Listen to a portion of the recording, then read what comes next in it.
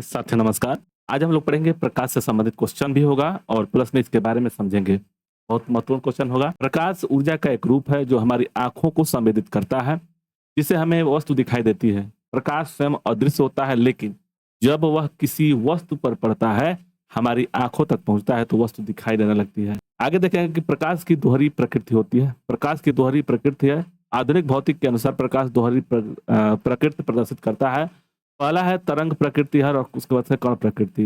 Wave natural यानी कि प्रकाश एक विद्युत चुंबकीय अनुप्रस्थ तरंग है। इसके संचरण के लिए किसी माध्यम की आवश्यकता नहीं होती है। यह निर्वात में भी चल सकता है। जब हम इससे पहले वाले में पढ़े थे साउंड के बारे में, साउंड के, तो उसमें ये था कि साउंड जो निर्वात में नहीं चल सकता है, इसको माध्यम की आवश्यकता होती है। लेकिन प्रकाश को किसी माध्यम की आवश्यकता नहीं होती है और निर्वात में भी माध्यम में और निर्वात दोनों में चल सकती है, यानी कि निर्वात में भी चल सकता है। ये नोट में रखिएगा। कण क्या है? प्राकृतिक पार्टिकल। नेचुरल क्या है? आइंस्टीन के अनुसार प्रकाश ऊर्जा के छोटे छोटे पैकेटों के रूप में चलता है, जिन्हें फोटॉन कहते हैं। वो आइंस्टीन के अनुसार जो होता है, प्रकाश ऊर्जा के छोटे छोटे पैकेटों के रूप में चलता है, जिसे फोटॉन कहते हैं।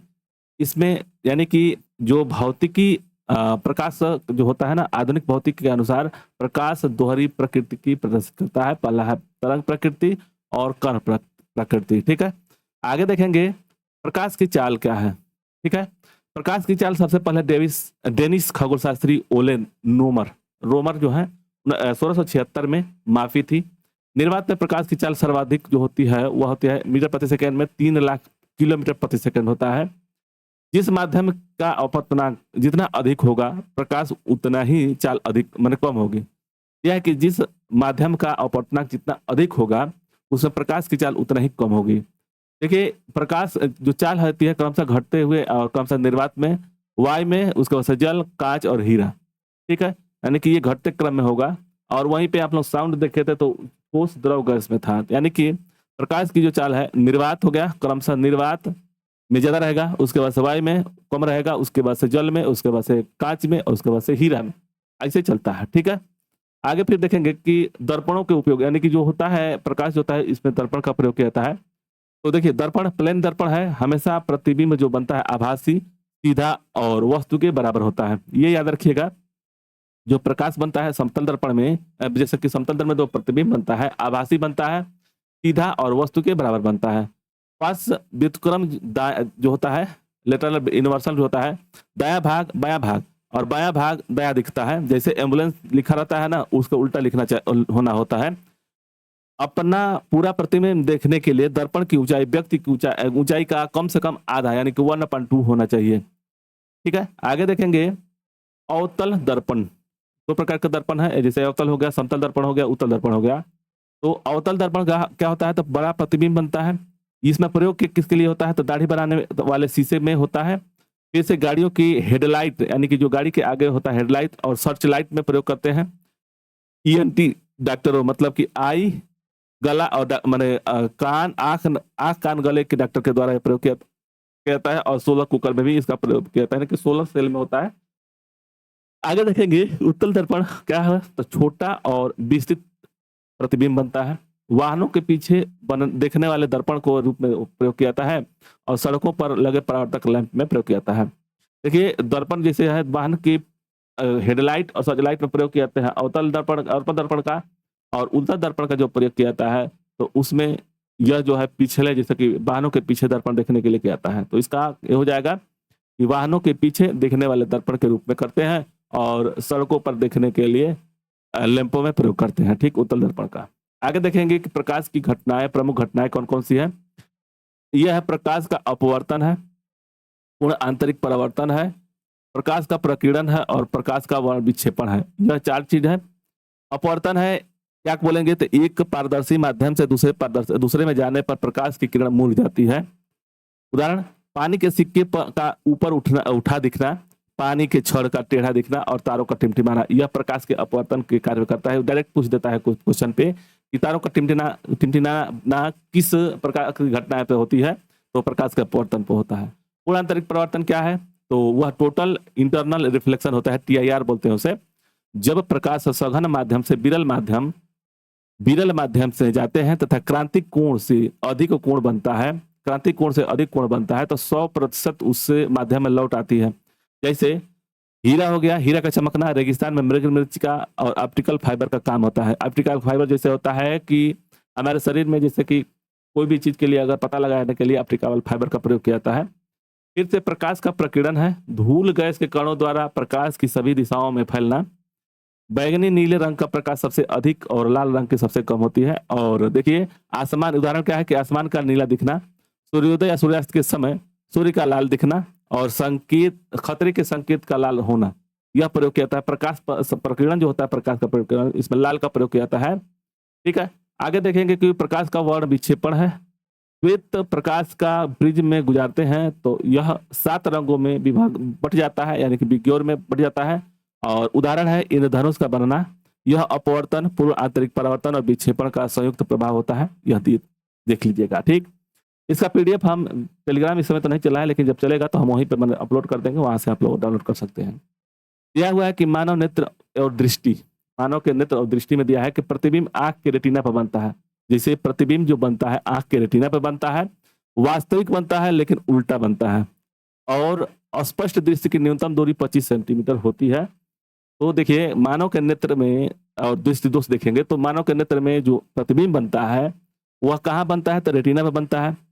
और वह वास्तविक बनता है और उल्टा बनता है। जैसे हम लोग देखते हैं किसी भी चीज को तो हमारे आंख पर उल्टा दिखाई देता है, लेकिन हमारा शरीर छोट से ही, बचपन से ही, मतलब कि शिशु से ही हम लोग इस चीज को आभास करके मतलब कि सीधा प्रदर्शित कर चुके हैं, तो इसलिए नहीं समझ में आता है। लेकिन हमारे आंखों के पे जो प्रतिबिंब बनता है वह वास्तविक बनता है, लेकिन छोट उल्टा बनता है।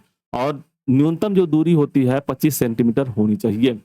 ठीक है, मतलब कि जैसे कि 25 सेंटीमीटर, जैसे आप कोई भी चीज पढ़ रहे हैं तो 25 सेंटीमीटर दूरी पर रख करके अगर आपको दिखाई दे रहा है तो आप स्पष्ट रूप से आंख का कोई दोष नहीं है।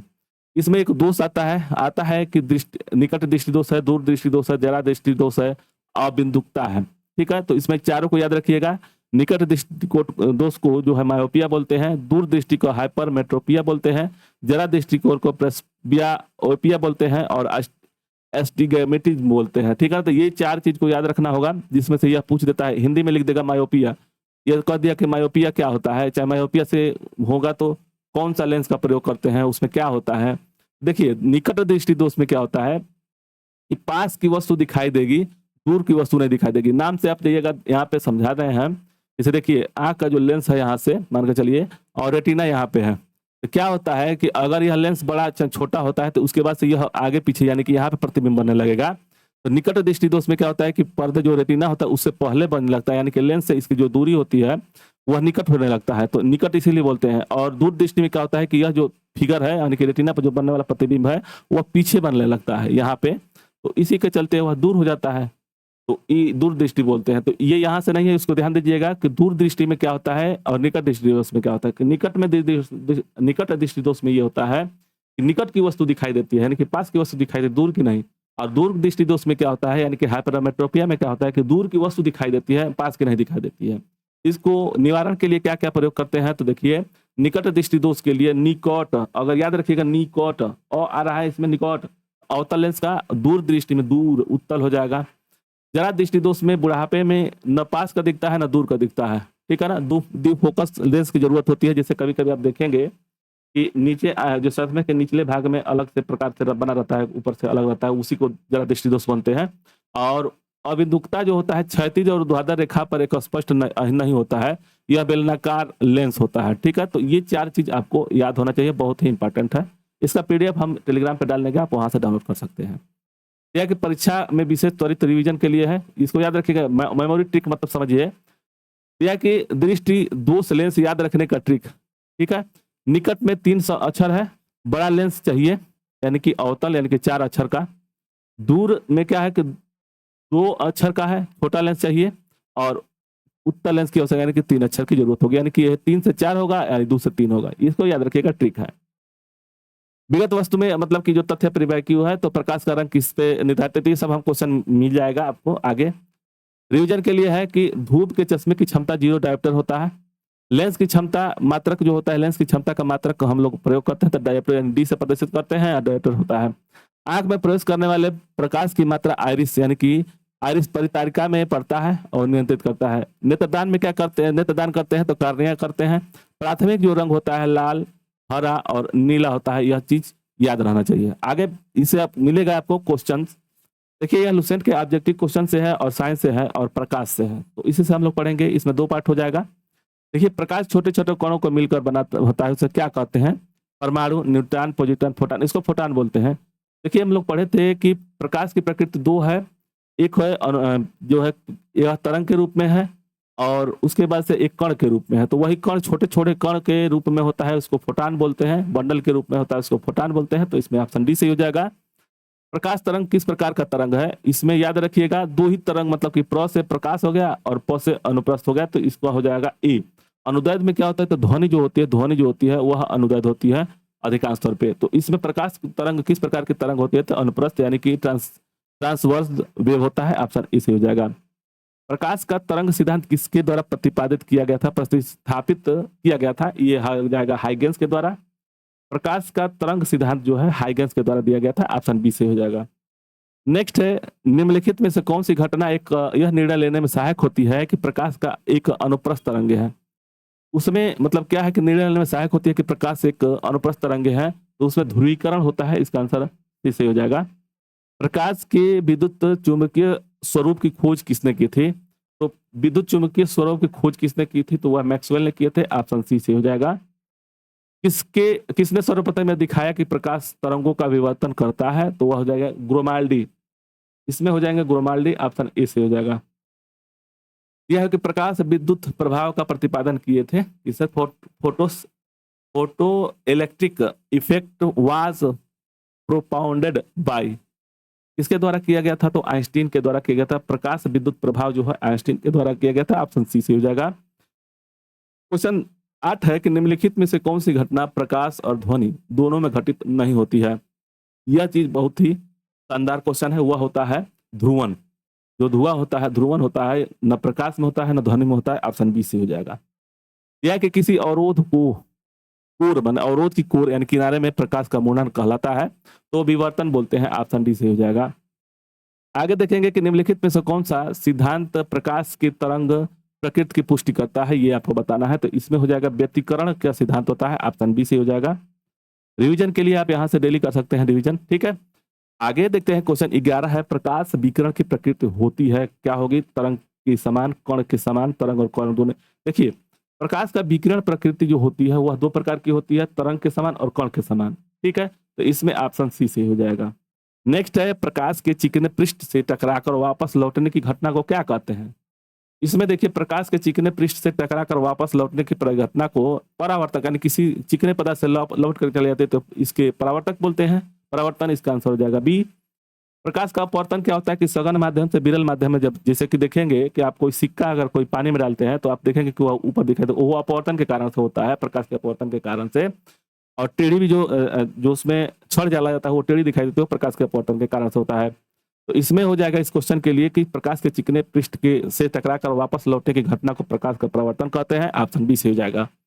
प्रकाश के ध्रुवण की घटना में ने यह सिद्ध किया कि प्रकाश तरंगे हैं, कौन सी? अनुप्रस्थ तरंगे हैं। ध्रुवण की घटना से यह सिद्ध होता है कि प्रकाश तरंगे अनुप्रस्थ तरंग होती हैं। ऑप्शन सी से हो जाएगा। यह है कि सूर्य लगभग 4 × 10⁻26 जूल प्रति सेकंड की दर से ऊर्जा दे रहा है।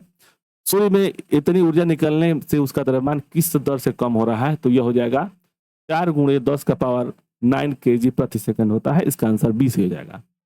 यह है कि प्रकाश का वेग सर्वप्रथम किसने ज्ञात किए थे, आपको बताना है। गैलीलियो है, न्यूटन है, रोमर है और माइकल्स है। तो यह जो हो जाएंगे रोमर हो जाएंगे। ये 1600 कुछ में थे। ऑप्शन सी से हो जाएगा, रोमर के द्वारा। प्रकाश का वेग किसमें अधिक होगा? प्रकाश का जो वेग होगा वह हो जाएगा निर्वात में सबसे ज्यादा आता है, ठीक है। आगे देखेंगे, देखिए क्या होता है कि ध्वनि को देख करके मत करिएगा, ध्वनि को देखेंगे तो उल्टा हो जाएगा। उसका उल्टा होगा, ध्वनि जो चलती है उसके माध्यम की आवश्यकता होती है सबसे ज्यादा ठोस में होता है, उसके बाद से कम द्रव में होता है, उससे कम में गैस में होता है, और निर्वात में ध्वनि नहीं चलती है। कारण यह है कि ध्वनि को माध्यम की आवश्यकता होती है, लेकिन प्रकाश में माध्यम की आवश्यकता नहीं होती है, निर्वात में वो चल सकती है, तो इसीलिए निर्वात में तेजी से चलती है। ऑप्शन सी हो जाएगा। माध्यम के तापमान में वृद्धि से के साथ प्रकाश की गति क्या होगी? तो वह वैसी ही रहती है, यानी कि माध्यम के तापमान में वृद्धि से प्रकाश की गति को कोई फर्क नहीं पड़ता है। ऑप्शन सी से हो जाएगा। चाल, कांच व हीरे के प्रकाश की चाल निम्न क्रम में होगा। जल दिया है कि जल, कांच, हीरे में प्रकाश की चाल निम्न क्रम में होता है। देखिए सबसे मतलब कि जल हो गया, कांच हो गया, हीरा हो गया। जल में ज्यादा, कांच में से कम और उसके बाद से हीरा, यानी कि क्रम सही है। ऑप्शन बी सही हो जाएगा। नेक्स्ट देखेंगे कि चंद्रमा से पृथ्वी तक आने में प्रकाश को लगभग कितना समय लगता है, तो वह हो जाएगा 1 सेकंड करीब लगता है। इसका आंसर सी से हो जाएगा। और 8 मिनट लगता है पृथ्वी तक आने में, सूर्य का प्रकाश आने में 8 मिनट लगता है। आगे देखेंगे 1.2 सेकंड लगता है, ठीक है ना। इसमें तो 1 सेकंड दिया है तो 1 सेकंड में आ दीजिए, कोई दिक्कत नहीं है। सूर्य का प्रकाश हमारे पास लगभग कितने समय में आता है, तो 8 मिनट लगता है। इसका आंसर हो जाएगा ए। जानते भी होंगे 500 सेकंड होता है, 500 सेकंड होता है, ठीक है। चलिए आगे देखेंगे प्रकाश का वेग, बहुत ही इंपॉर्टेंट क्वेश्चन है। प्रकाश का वेग होता है 3 × 10⁸ मीटर प्रति सेकंड होता है, याद रखिएगा। ऑप्शन बी से हो जाएगा। प्रकाश का जो वेग होता है 3 × 10⁸ मीटर प्रति सेकंड होता है। ऑप्शन बी से हो जाएगा। नेक्स्ट देखेंगे, दिया है कि पूर्ण सूर्य ग्रहण का अधिकतम समय होता है, तो अधिकतम जो समय होगा वह 460 सेकंड होगा। इसका आंसर बी से हो जाएगा।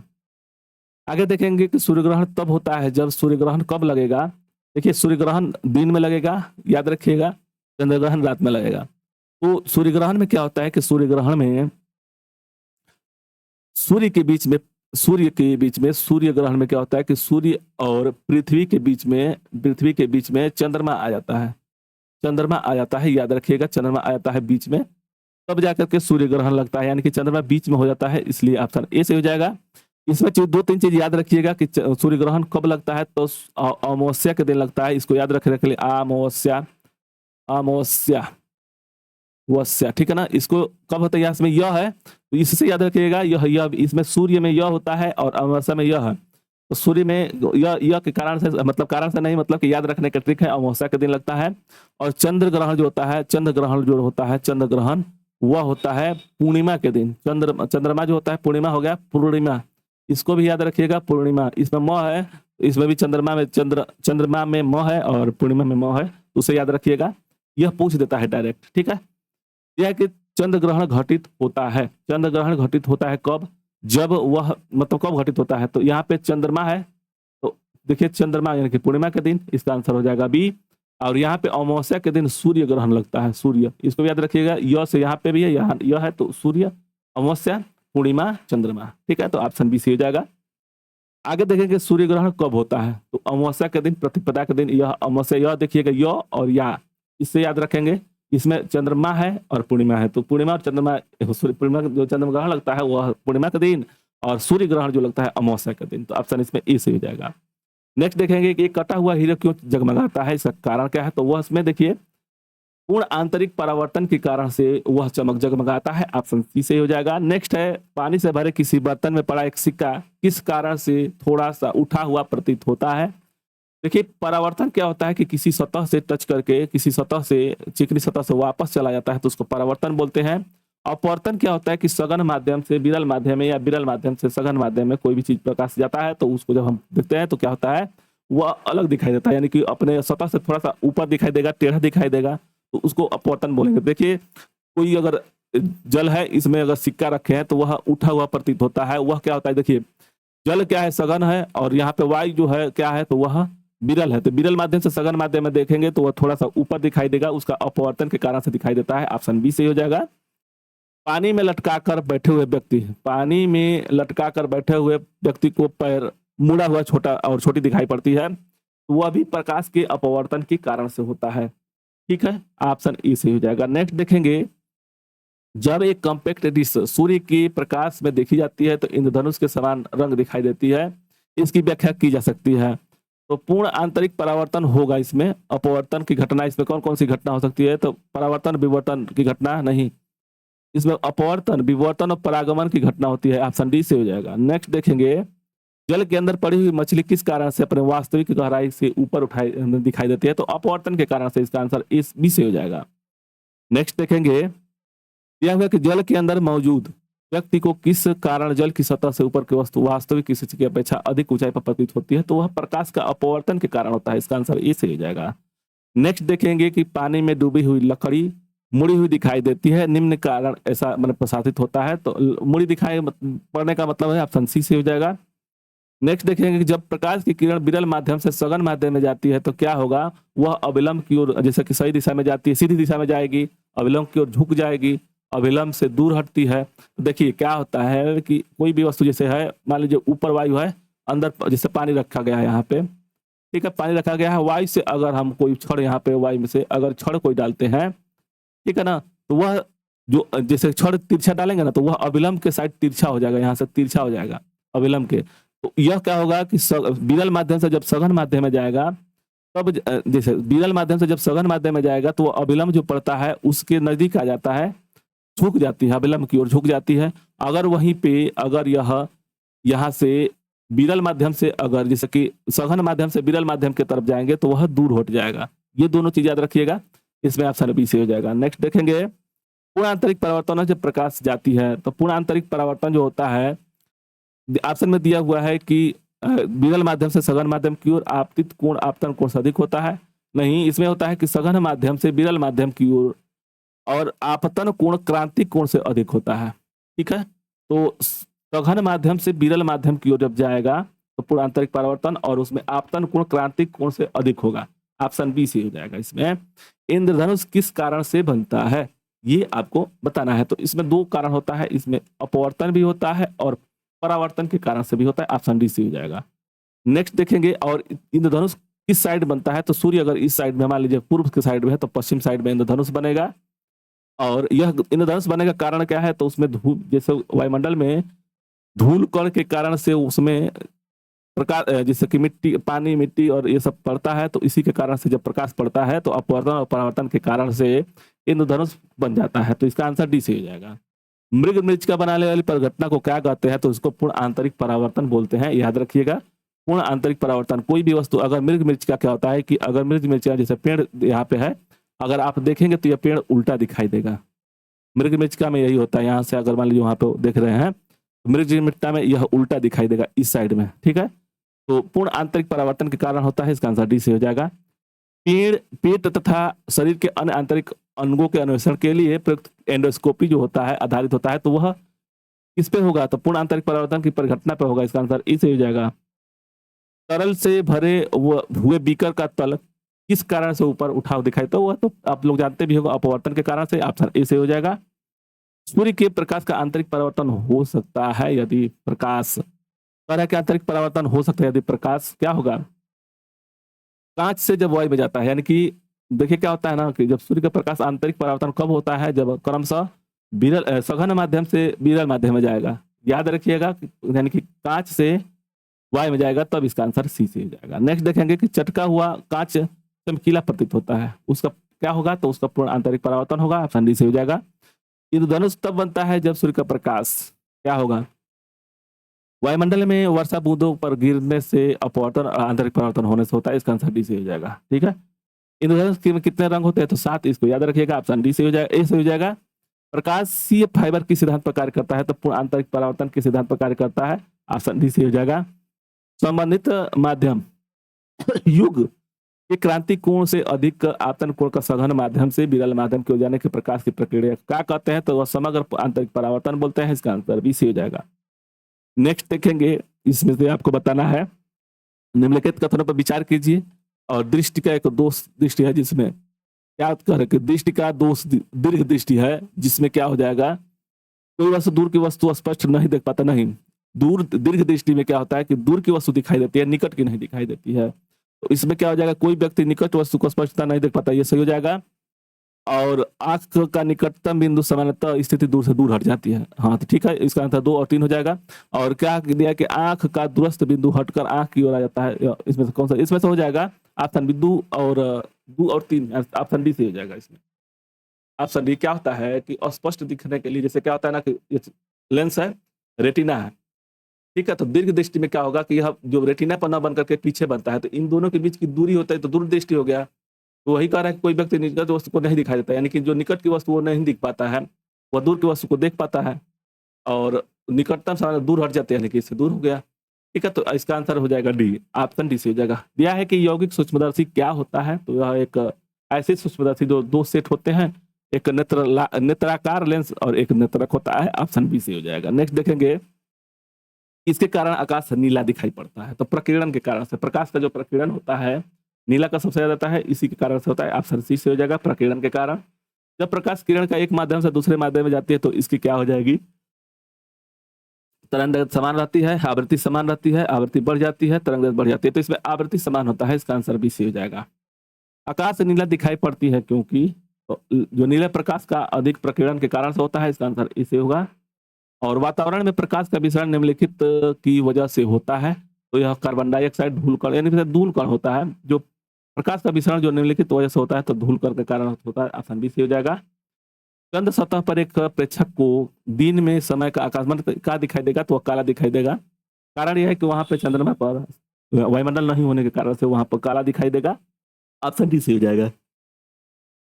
आगे देखेंगे, एक गोलाकार वायु का बुलबुला किसी कांच के टुकड़े में अंतस्थापित है।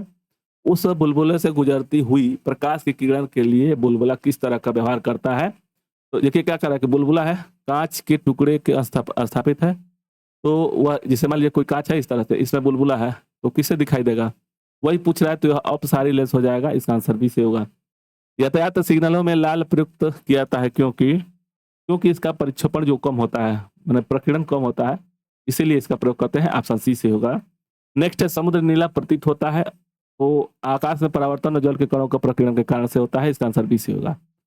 नेक्स्ट देखेंगे कि सूर्योदय और सूर्यास्त के समय वायुमंडल में लालिमा किस कारण छा जाती है। तो वह प्रकीर्णन के कारण से होता है। लालिमा जो होती है ना, जो लालिमा होता है प्रकीर्णन के कारण से होती है। लाल का प्रकीर्णन नहीं होता है, इसी के कारण से इसका आंसर डी से हो जाएगा। इंद्रधनुष में किस रंग का विक्षेपण अधिक होता है।